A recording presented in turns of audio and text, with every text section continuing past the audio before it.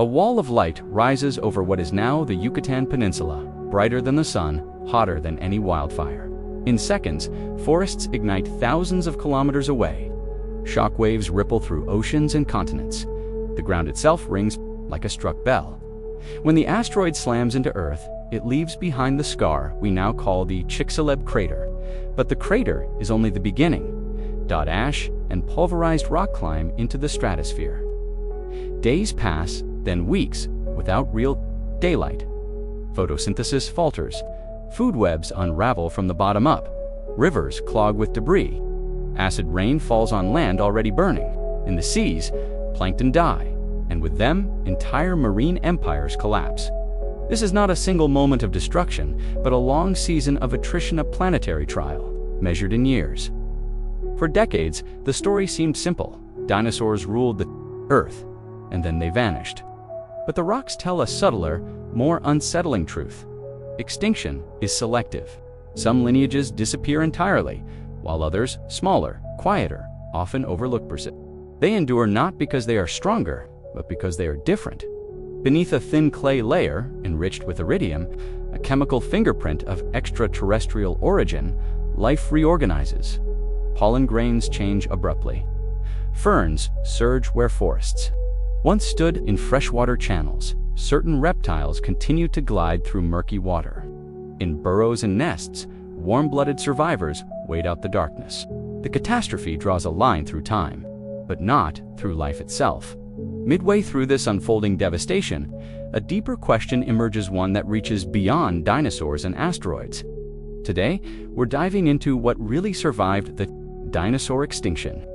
Not in myth or shorthand, but in biology, in traits shaped long before the impact, in strategies refined by evolution under pressure, and in the quiet resilience of organisms that weathered a world collapsing around them, because survival at the end of the Cretaceous was not random. It followed rules ecological, physiological, and evolutionary.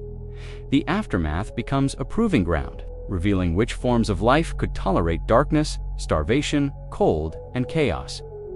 Birds take to the skies of a changed planet. Crocodiles remain armored and patient. Mammals, once marginal, begin a slow ascent. Even plants rewrite the landscape, setting the stage for everything that follows. The asteroid closes one chapter of Earth's history, but in its shadow, another begins, written not by dominance, but by endurance. When the asteroid strikes, releasing energy equivalent to billions of nuclear weapons, it excavates the Chicxulub crater in seconds. Rock behaves like liquid. Shockwaves race through Earth's crust. Near the impact zone, nothing larger than a few meters survives. But mass extinction does not spread outward like a blast radius. It unfolds through the planet's life support systems. Step by step, molten ejecta arcs into space and rains back down across the globe. As these fragments re-enter the atmosphere, they heat the air itself, igniting forests, continents away. The fires are not local disasters, they are global. Soot and ash pour into the upper atmosphere in quantities never seen in Earth's history. This dark aerosol veil is thick enough to block sunlight on a planetary scale. Within days, Earth enters an artificial night. Temperatures drop sharply. Photosynthesis slows, then largely stops. On land, plants lose the energy source that anchors entire ecosystems. In the oceans, phytoplankton, microscopic organisms responsible for much of Earth's oxygen production, the base of the food web, vanishes almost simultaneously in freshwater and marine systems. Predators do not starve first. Ecosystems starve from the bottom up. Chemical consequences follow quickly. Sulfur-rich rocks vaporized by the impact, combined with atmospheric water, producing sulfuric acid rain. Evidence preserved in sediments shows widespread acidification of soils, lakes, and shallow seas. For animals already stressed by hunger and cold, poisoned water becomes another barrier to survival. Shell-forming organisms suffer as ocean chemistry shifts, dissolving calcium carbonate structures faster than they can be rebuilt. This environmental cascade does not resolve in weeks or months. Climate models and geologic records indicate that reduced sunlight persists for years. Seasonal cycles break down. Forests fail to regenerate. In many regions, erosion replaces growth as plant roots disappear. Rivers carry sediments into oceans. Already struggling to recover biological productivity, the extinction, once imagined as a single catastrophic day, stretches into a prolonged bottleneck lasting decades. Each year compounds the losses of the last. Large-bodied animals with high metabolic demands find little margin for error. Specialized feeders face empty niches. Migratory patterns collapse when familiar landscapes no longer exist. Yet, even in this devastation, survival is not random. Some habitats offer refuge. Burrows buffer temperature swings. Freshwater systems are less immediately affected than open oceans. Detritus-dead plant and animal matter briefly becomes the most reliable food source on Earth, favoring scavengers and generalists over hunters and grazers.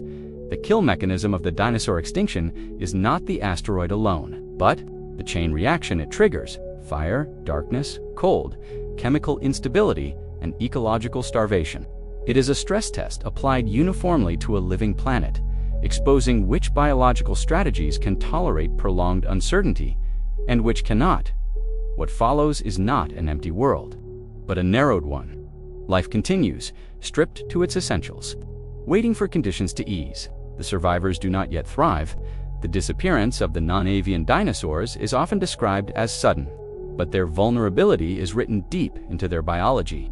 Long before the asteroid arrives, these animals are already optimized for a world that no longer exists. Most dinosaurs at the end of the Cretaceous are large-bodied, highly active, and tightly bound to stable ecosystems. Whether towering herbivores like hadrosaurs and ceratopsians, or apex predators like tyrannosaurids, they depend on abundant primary productivity.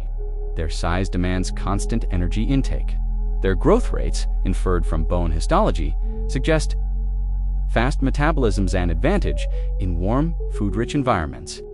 But a liability when energy collapses. When sunlight disappears, plants fail first. Herbivorous dinosaurs face an immediate crisis. They cannot switch diets easily. Their teeth, jaws, and digestive systems are specialized for processing vast quantities of vegetation. As forests burn and regrowth stalls, there is no alternative resource to fall back on. The disappearance of these herbivores then ripples upward, leaving carnivores without prey in a matter of months to years. Reproduction compounds the problem. Dinosaur eggs are laid externally, exposed to environmental conditions. Prolonged cold, acid rain, and disrupted nesting grounds reduce hatching success dramatically. Unlike many small mammals or reptiles, dinosaurs cannot retreat underground with their young. Each failed breeding season accelerates population collapse. Geography offers little refuge. Fossil evidence from places like the Hell Creek Formation shows a sharp truncation in dinosaur diversity precisely at the boundary layer. These ecosystems are not marginal environments, they are productive floodplains. If dinosaurs cannot survive here, there are few places left to go. Ecological specialization proves fatal. Many dinosaur species occupy narrow niches, specific food sources, defined habitats, seasonal behaviors. In stable times, specialization drives success. In crisis, it becomes a trap, as landscapes transform into ash-covered plains and eroding river systems. These niches vanish faster than evolution can respond. Time is the final enemy. The extinction is not a single missed meal, but years of scarcity. Even if some individuals survive the initial shock, populations dwindle without replacement. Large animals reproduce slowly. Each lost generation is difficult to recover, and, in a prolonged bottleneck, recovery never arrives. This pattern is not unique to dinosaurs. Across mass extinctions, large, specialized, high-energy organisms consistently fare worse. The end Cretaceous event simply makes the contrast unmistakable. The traits that once allowed dinosaurs to dominate size, speed, ecological efficiency, become liabilities under planetary stress. Their extinction is not a failure of strength, but of flexibility. The world changes faster than their biology can adapt. And in that narrowing window, evolution closes the door behind them. They are smaller now, feathered, light-boned. They perch, scurry, and flutter close to the ground. It survives. The boundary is not a separate lineage, but a continuation. Birds do not follow the dinosaurs. They are dinosaurs, shaped by a suite of traits that quietly align with survival under collapse. Flight is often credited as the key advantage. But in the aftermath of the impact, it is not long-distance travel that matters most. It is versatility, the ability to move between fragmented habitats, to escape localized disasters, and to exploit scattered resources gives birds options unavailable to large ground-bound animals. But many of the earliest survivors are not soaring specialists. They are ground-dwellers, capable of flight but not dependent on it. Diet proves decisive. Fossil and molecular evidence suggests that seed-eating birds are disproportionately represented. Among early survivors, seeds are durable. They persist in soils through fire, frost, and darkness. While leaves and fruit vanish with living plants, seeds remain as compact packets of stored energy. Birds with beaks suited for cracking and grinding can feed when others cannot. Feathers evolved long before the extinction, take on new importance. Insulation helps buffer temperature swings in a cooling world. Feathers also protect eggs and hatchlings, improving reproductive success when environmental conditions fluctuate unpredictably. Unlike reptilian scales, feathers offer thermal control. At multiple life stages, reproduction itself is flexible. Birds lay eggs, but many species adjust clutch size, nesting location, and parental investment in response to stress. Ground nests can be hidden in debris or shallow burrows. Parental care increases survival odds in unstable climates, especially when food availability is erratic. Physiology adds another layer. Birds have high metabolisms, but they are also capable of torpora-controlled reduction in metabolic rate. Short-term energy conservation allows individuals to survive periods of scarcity without the long-term costs faced by larger animals. Their small body size reduces absolute energy needs, shrinking the margin required to persist through lean years. Most importantly, birds are generalists at a time when specialization fails. They eat insects, seeds, carrion, and aquatic prey. They occupy forests, wetlands, shorelines, and open ground. When one food source collapses, another may still be available nearby. This ecological flexibility becomes the defining trait of survival. Crossing. The extinction boundary does not immediately grant dominance. Early Paleogene birds remain modest in size and diversity, but they carry forward a lineage that never truly breaks. While other dinosaur branches end abruptly, this one bends, compresses, and continues threading its way through catastrophe by being adaptable rather than overwhelming. Crocodilians, turtles, and amphibians pass through the extinction boundary not because they resist the catastrophe, but because their biology allows them to endure it in slow motion. These animals are not built for speed or dominance. They are built for persistence under scarcity, a trait that becomes invaluable when ecosystems stall. Crocodilians, in particular, seem almost indifferent to the collapse around them. Their lineage has already weathered multiple mass extinctions, and the end of the Cretaceous is another test they pass by, conserving energy. As ectotherms, they do not need to maintain a constant internal body temperature. When food disappears, their metabolism drops. A crocodilian can survive months, even years, on minimal intake. Subsisting on stored fat, while remaining largely inactive, their semi-aquatic lifestyle offers another layer of protection. Freshwater environments are buffered against some of the most severe immediate effects of the impact. While marine food webs collapse rapidly with the loss of plankton, rivers and lakes continue to receive organic matter washed in from surrounding land. Detritus accumulates. Scavenging becomes viable. Crocodilians, opportunistic feeders by nature, exploit whatever appears: dead fish, decaying animals, even carrion drifting downstream. Turtles follow a similar pattern of endurance.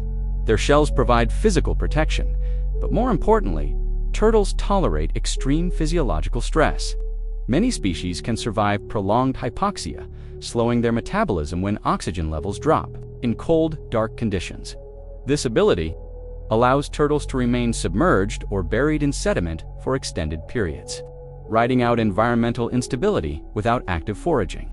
Amphibians, often considered fragile today, prove surprisingly resilient in this context. Their small size and association with freshwater refuges reduce their dependence on collapsing terrestrial plant systems.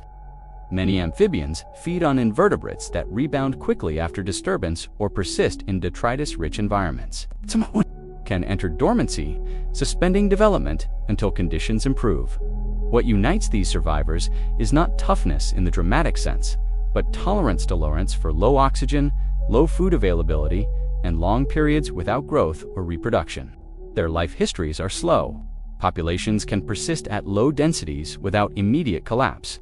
In a world where stability is gone, this becomes a decisive advantage. They do not emerge from the extinction transformed or ascendant. Crocodilians do not suddenly dominate land ecosystems. Turtles do not diversify explosively. Instead, they continue largely unchanged, carrying ancient body plans forward into a reshaped world. Their survival underscores a quiet rule of mass extinctions. Adaptability does not always mean innovation. Sometimes it means already living close to the edge of metabolic possibility, prepared by chance for a planet that suddenly offers less of everything. They are present throughout the age of dinosaurs, but rarely dominant. Most are small or smaller, living in the shadows of much larger animals. Their fossils are fragmentary: teeth, jaws, bits of skull. Yet when the extinction tightens its grip, these very limitations become advantages. Size is the first filter. Small mammals require far less food than large animals, and they can survive on diets that would never sustain a dinosaur. Insects, seeds, roots, carrion resources that persist or reappear quickly after disturbance remain accessible to mammals long after plant-based food webs collapse. Their generalized teeth, especially among groups like multituberculates, allow them to process a wide range of foods without specialization. Behavior matters as much as diet. Many mammals are nocturnal, a trait that predates the extinction. Living in darkness, relying on smell and hearing rather than sight, they are already adapted to low-light conditions. When the skies fill with dust and sunlight weakens, mammals are not as disoriented as animals dependent on visual cues. The loss of night clarity does not dismantle their routines. Burrowing becomes a literal refuge. Underground environments buffer temperature extremes, protect against acid rain, and reduce exposure to fires and debris. Fossil evidence suggests that many mammal lineages are capable diggers or opportunistic users of existing burrows. Below, the surface conditions are more stable than anywhere above it. While the world burns and freezes in cycles, mammals wait. Reproduction accelerates survival. Mammals give birth to live young and nurse them, providing a controlled developmental environment independent of external temperatures. Short gestation times and rapid maturation allow populations to rebound quickly when conditions improve. Even if many individuals are lost along the way, this flexibility contrasts sharply with large reptiles and dinosaurs, whose reproductive strategies depend on stable nesting environments. Physiology adds another layer of resilience. Endothermy, internal heat regulational, is mammals to remain active in cooler conditions, even as global temperatures drop. At the same time, many small mammals can enter states of torpor, temporarily lowering metabolic demand when food becomes scarce. This combination of heat generation and energy conservation provides options rather than obligations. Importantly, mammals do not immediately rise to prominence after the extinction. The early Paleogene is still a world of modest mammals, experimenting cautiously with new niches. But the absence of dominant dinosaurs removes a ceiling that had long suppressed their expansion. Predation pressure eases. Ecological space opens. Over time, not years, but millions of the mammals begin to diversify in form, size, and behavior. Their survival is not dramatic. It is quiet, incremental, almost invisible in the moment. But in enduring the extinction, mammals inherit a planet reset one that will eventually allow them to explore possibilities long denied. Forests that took centuries to assemble are gone. Canopies collapse into open ground. Root systems rot away, leaving soils unstable and exposed. For animals struggling to survive, the loss of plants is not just the loss of food, it is the loss of shelter, climate regulation, and the very architecture of ecosystems. Recovery cannot begin with animals. It must begin with plants. The fossil record preserves this moment with striking clarity. Directly above the extinction boundary, pollen from trees and flowering plants plummets. In its place appears a sudden abundance of fern spores, a phenomenon known as the fern spike. Ferns are among the first plants to reclaim devastated landscapes. They grow quickly, spread easily, and do not rely on complex pollination systems. Where forests fail, ferns thrive. This pattern is global. From North America to New Zealand, the same signal appears in sediments laid down just after the extinction. It reveals a planet undergoing ecological reset, where resilience favors simplicity and speed over longevity and complexity. Ferns stabilize soil, reduce erosion, and begin the slow process of rebuilding terrestrial environments. Seeds play a different, equally important role. Unlike leaves or fruits, seeds are built to wait, protected by hard coats. Many survive fire, freezing temperatures, and prolonged darkness buried in soil. When light returns and conditions improve, they germinate rapidly. This latent survival strategy allows flowering plants to re-emerge without continuous adult populations bridging the extinction. But recovery is uneven. Some plant lineages vanish entirely, especially those tightly linked to specific climates or pollinators. Others persist in refuges, riverbanks, wetlands, and sheltered valleys where microclimates soften the worst effects of global disruption. These pockets of survival become sources for recodify, spreading outward as conditions stabilize. As plants return, they reshape the atmosphere and climate. Photosynthesis resumes, gradually restoring oxygen levels and moderating carbon dioxide concentrations altered by fires and decay. Local climates become more predictable. Seasonal cycles begin to reassert themselves. Only then can animal populations expand beyond subsistence. The pace of this recovery is slow on human timescales. Forests do not rebound in decades, but in thousands to millions of years. Early Paleogene landscapes are often open, scrubby, and dominated by opportunistic species. Complex, multi-layered forest ones, home to dinosaurs, take far longer too. Re-established plant survival, more than any other factor, determines which animals succeed next. Herbivores follow the spread of vegetation. Insects diversify alongside flowering plants. Birds and mammals exploit new structures, new foods, and new ecological interactions. The extinction clears the stage, but plants write the first lines of the next act in this sense. The true recovery from the dinosaur extinction is not measured by the return of animals, but by the quiet, persistent work of roots and spores life. Rebuilding from the ground up, one generation at a time, when the extinction is viewed as a whole across birds, reptiles, mammals, and plants, a pattern emerges that is both consistent and unsettling. Survival favors neither intelligence nor strength, neither dominance nor complexity. It favors traits that reduce dependency on stable conditions: small body size, flexible diets, low energy demands, and the ability to pause to wait. The environment offers nothing in return. This is evolution acting as a filter, not a sculptor. It does not create new adaptations in the moment of crisis. It selects from what already exists. Every lineage that survives carries traits evolved for other reasons, long before the asteroid appears. Feathers did not evolve for global cooling. Burrows were not dug in anticipation of acid rain. Seeds were not designed for planetary firestorms. But when the world changes abruptly, these pre-existing features become lifelines. Mass extinctions expose the difference between success in stable worlds and survival in unstable ones. Dinosaurs dominate for over 160 million years because conditions reward size, efficiency, and specialization. When those conditions collapse, the same traits accelerate failure. Meanwhile, organisms that had remained marginal, small mammals, ground-dwelling birds, slow-moving reptiles, inherit the aftermath not through superiority, but through tolerance. The fossil record shows that recovery is not a return to what was lost. Ecosystems do not rewind, they rebuild differently, shaped by the survivors rather than the extinct. The Paleogene world that follows is quieter at first. Fewer giants, more generalists. Over time, diversity increases again, but along new evolutionary pathways constrained by who made it through the bottleneck. This perspective reframes extinction itself. It is not merely destruction, it is a reset of evolutionary possibilities, closing some doors permanently while opening others that had long been held shut.